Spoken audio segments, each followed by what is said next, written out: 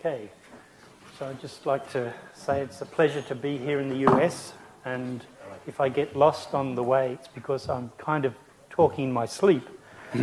But just what I'm going to talk about is, you've heard a little bit about mortality improvement, systematic mortality improvement. Everybody's living longer for a variety of different reasons, on average. What I'm going to talk a little bit about is looking at mortality improvements from the point of view of the fact that if you have a bunch of 65-year-olds retiring and they're males, they don't all have the same expected mortality experience, right? Because there will be 65-year-olds who may have the health of a 50-year-old, and there may be 65-year-olds who have the health of a 70-year-old, right? So this is called mortality heterogeneity. Individuals have different prospects of survival. And I'm going to have a look at the implications of that for longevity risk, in particular out in the tail, the older ages in an annuity fund, but it could be a pension fund. So if you look at annuity portfolios or pension portfolios and you look at the variability that comes from changes in mortality, right, mostly improvement, but you saw in the previous presentation there's volatility around that improvement. There's a number of things going on. Systematic improvements, health improvements, better access to hospitals and so on, that affect everybody, improve their chances of living, and that's volatile. But also there's heterogeneity. So even if we knew, if there was no uncertainty about future mortality rates, but we just knew that different individuals at age 65 had different prospects of surviving because of their health status, that generates volatility in the fund, right? So even if you have knowledge of mortality rates and there's no uncertainty in those future mortality rates, the fact that individuals of the same age, same sex, have different prospects of survival generates volatility in the fund. And you can have a look at the tail risk and how this impacts the tail risk, and that's what we do in this paper. So what we do is we have a look at a number of different models. So once you allow for the fact that individuals can have different prospects of survival when they're of the same age and the same sex, then you have to model those different states of health where you have different chances of living or dying. So we use a stochastic Markov aging model. I'll explain briefly what it is, but basically you model individuals in different health states with different probabilities of survival. And you do it so that it's consistent with survival curves. And what we do is we add in systematic mortality as well. So we have heterogeneity and systematic mortality. Most of the stuff about longevity risk looks at the systematic mortality, right? But what we're doing is going down a little bit further and saying some of that volatility comes from heterogeneity, right? And we're going to calibrate it to, as it turns out, Australian data. We'll use population mortality and population level health data. Right? You can go down to individual level data, but there's not a lot of that around. It's publicly available, but there are some surveys, panel data surveys, that do allow you to do some of this, and we've been working on these models at an individual level as well. But we stay at an aggregate level, but we use health data as well as survival data to do our model fitting.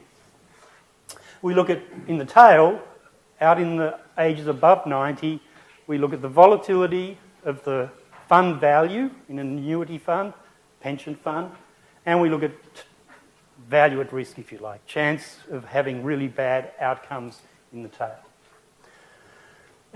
There's a number of different models we compare. So if you're interested in heterogeneity, then there's a number of ways of looking at individuals having different prospects of survival. So I refer to a model, Vopel model, and we'll have a speech here. So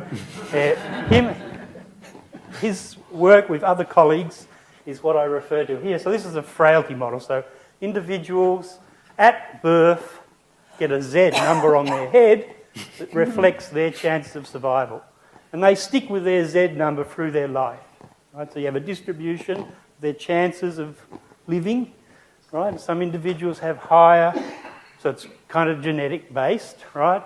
And they go through their life, and those that have more likely chance of dying die off earlier, and so on.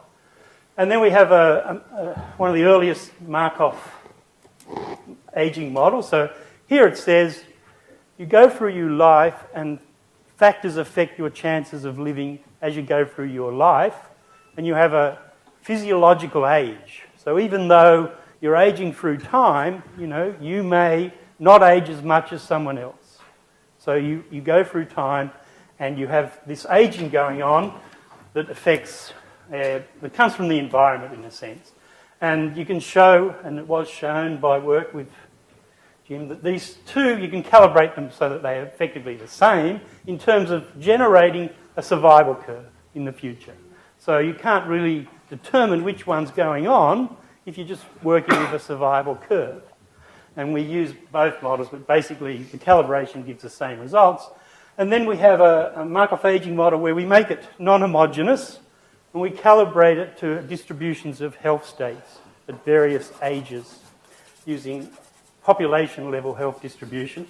And we add in a systematic risk. So we have a Markov aging model that you're going through life and you've got a physiological age and it generates your survival curve that we can fit to our survival curves. But we make that survival probability stochastic. We add a random component into the stochastic, into the survival curve. So we have the Markov aging model, we have systematic changes built in. So we have both the heterogeneity and the systematic risk in the model.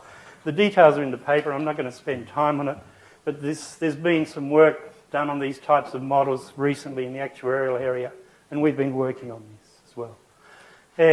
So in order to actually do our calibration with health data, what we basically do is we have a look at the prevalence of various diseases. We also have a look at different causes of death and cancer and other characteristics that you can separate individuals by. And we look at the mortality rates for those different diseases or health states.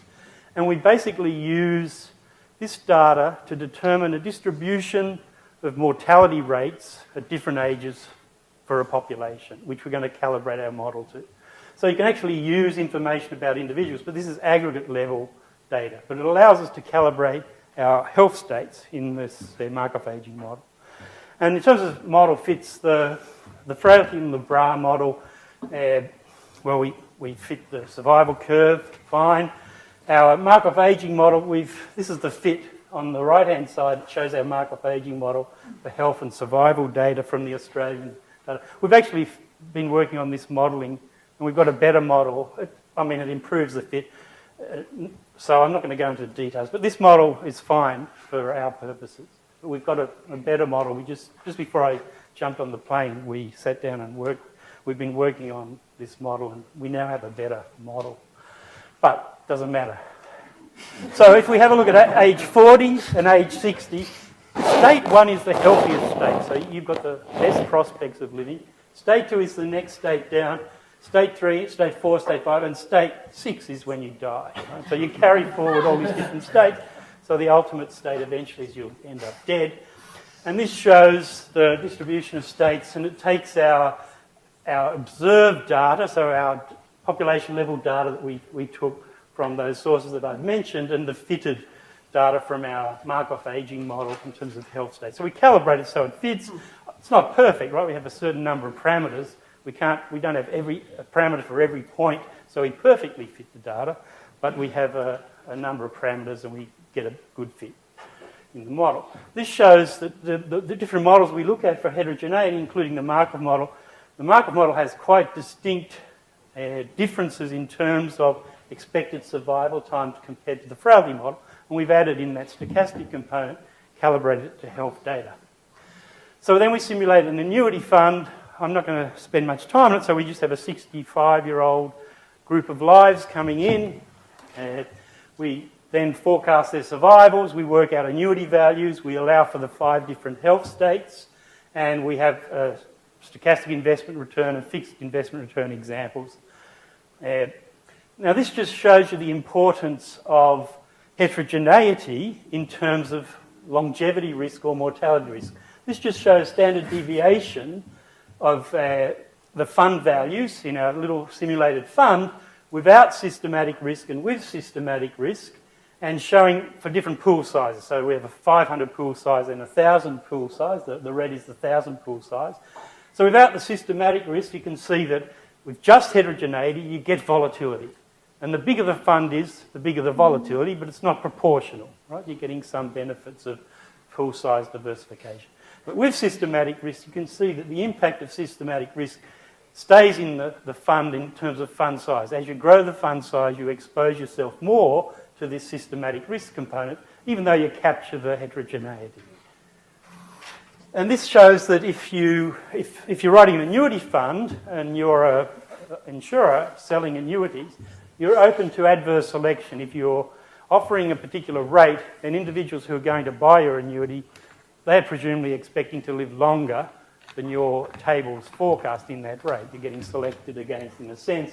So this shows the impact of if you were to allow for a selection versus having no selection.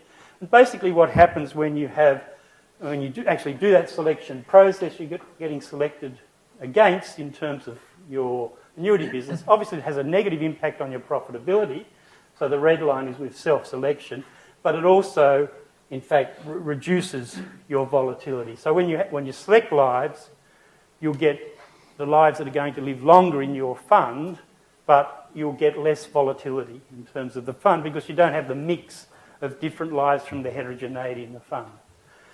And then we have a look at if you write a portfolio, say for example you wanted to underwrite annuities and allow different rates for those different health classes, what's the impact of underwriting your annuity? And this mixed is the underwritten case, and the best health case is up on the right-hand side.